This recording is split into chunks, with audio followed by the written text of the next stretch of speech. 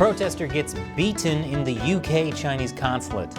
US officials warn China might invade Taiwan really soon, and why the Chinese Communist Party might ban people from using the bathroom. That and more on this week's China News Headlines.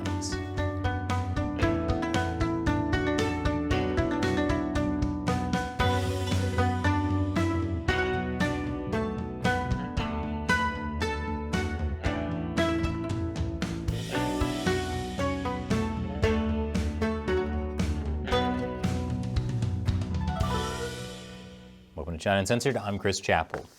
We're probably going to get demonetized and age restricted by YouTube for showing this first story, but earlier this week, a protester was dragged into and beaten inside the Chinese consulate grounds in Manchester, England.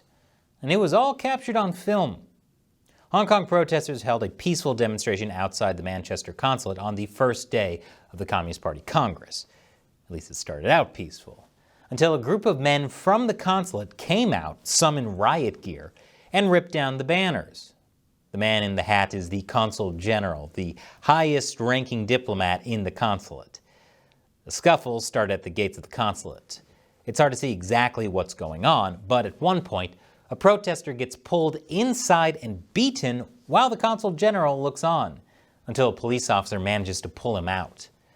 The protester was Bob Chan, a Hong Konger who moved to the UK last year. He says he was trying to stop the men from tearing down the protest banners when he was dragged into the consulate grounds and beaten. Chan ended up with multiple injuries and he spent the night in the hospital, according to local police.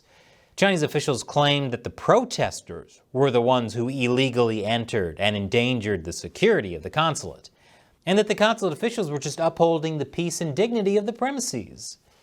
Yeah, upholding peace and dignity by beating the crap out of someone. Sounds like the CCP. Meanwhile, the consul general, Zheng Xiyuan, blamed the rude banners with offensive imagery and slogans for the violence. Now, the banner on the left says, "Heaven will destroy the CCP," while the one on the right says, "Celebrate your mother," which means the opposite of celebrate your mother. And there's a poster of Xi Jinping as the emperor with no clothes. If Consul General Zheng thinks this is rude, he should see the kind of banners British people use to protest their own leaders. These are quite tasteful in comparison. Zheng was also photographed personally pulling the hair of the protester. Here's how he defended that to Sky News. I don't attack anybody. I'm the peacefully. That's not true though, is it, Consul General? You pulled the man's hair. Yeah, the man is because he's abused my country, my leader. I think it's my duty. To pull his hair? Yeah, I think any diplomats, if faced to such kind of the behavior. Yes, you've heard of China's wolf warrior diplomacy. Now, Zheng is creating a new trend, hair-pulling diplomacy, beloved by 6-year-olds everywhere. And after the break, China's economy is doing so well, they're not letting anyone see the numbers. Welcome back.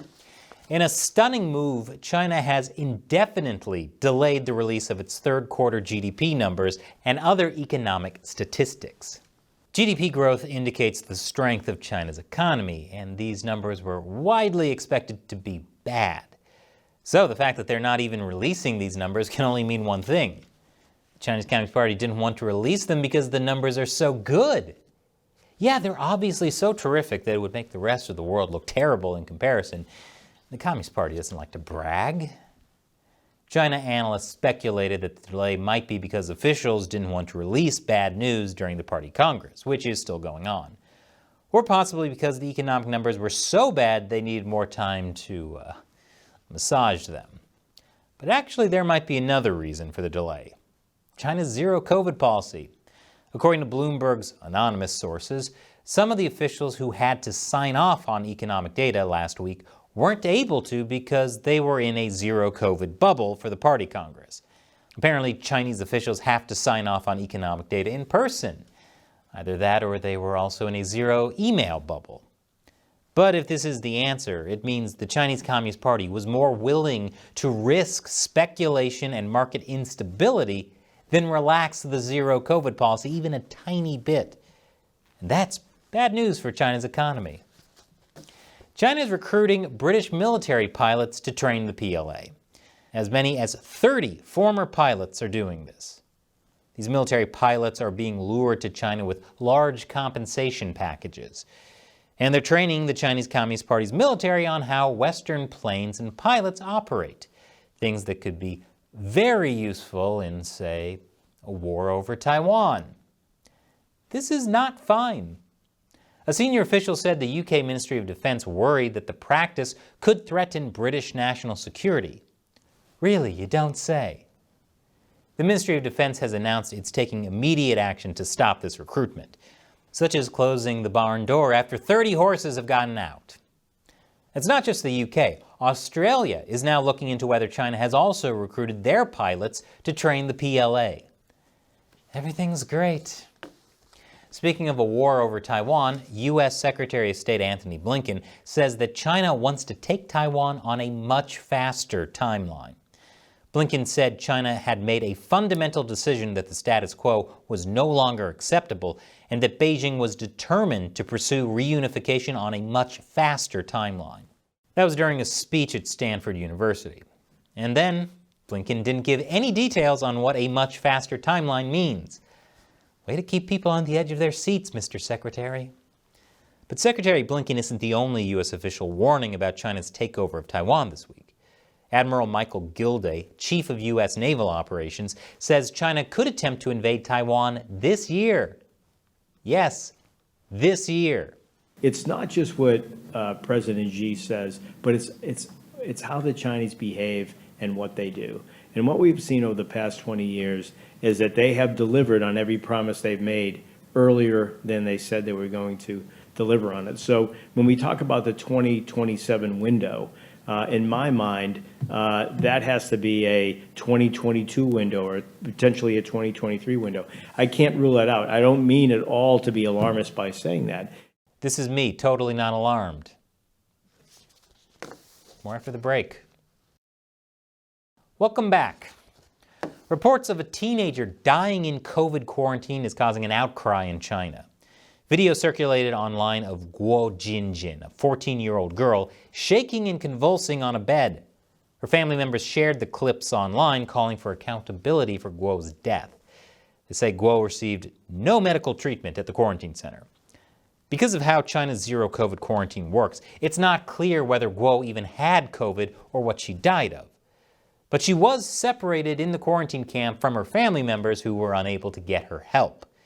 This is every Chinese person's worst nightmare, and why so many people fight against being put in quarantine camps. So naturally, there was a huge outcry online, which was quickly censored. I told you last week about this rare protest in Beijing, where one man hung banners on a bridge calling for freedom and democracy and calling to remove Xi Jinping from office. From video footage, it looks like he was quickly arrested at the scene by Chinese police. But his message has continued to spread. Posters of his banners have appeared at college campuses around the world. Activists have repeated his actions on Westminster Bridge in London and the Chinese embassy. And what's even more remarkable is that his message is spreading in China, too, in an unexpected place: public toilets. The reason is that bathrooms are one of the very few public places in China where there are no surveillance cameras. People are getting creative. This is at a university in Nanjing. This is being called China's new toilet revolution. That's a reference to Xi Jinping's toilet revolution to modernize bathrooms across rural areas of China. Also, I can't believe that no one at Xinhua got in trouble for that solid effort of a headline. But now that people are using toilets to start an actual revolution in China, we all know what the Chinese Communist Party is going to do next. Ban people from using bathrooms. It's the anti-toilet revolution. And now it's time for me to answer a question from a China Uncensored viewer who's part of the 50 Cent Army. That's the group of fans who support us directly on Patreon or Locals. Luke King on Patreon asks, do you think the recent semiconductor restrictions on China could force China to make a move on Taiwan? Are we seeing the same thing when the U.S. embargoed all oil exports to Japan in 1940, which was a major reason that led to the Pearl Harbor attack? Good question, Luke. Biden's new semiconductor restrictions are a tough blow to the Chinese regime, but it won't push them to take over Taiwan sooner. Even if they do invade now and are successful and are also able to get control of Taiwan's big semiconductor maker, TSMC, they'll still be under the same restrictions, meaning they might be able to control the chip factory, but they won't be able to produce those chips, because even TSMC relies on American chip technology. There's always talk of if the US does this or that, won't it push the CCP to take over Taiwan? And the answer is that the CCP is planning to take over Taiwan anyway. So the US just needs to keep doing what's right to stop the CCP from taking over more and more things, like manufacturing and exports. The US can't stop the CCP by appeasing them. Thanks for your question, Luke. And thank you to everyone who supports the show on Patreon.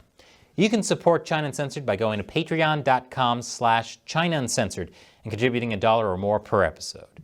As one of the perks, you can ask me questions that I'll answer on the show. Once again, I'm Chris Chappell. Thanks for watching China Uncensored.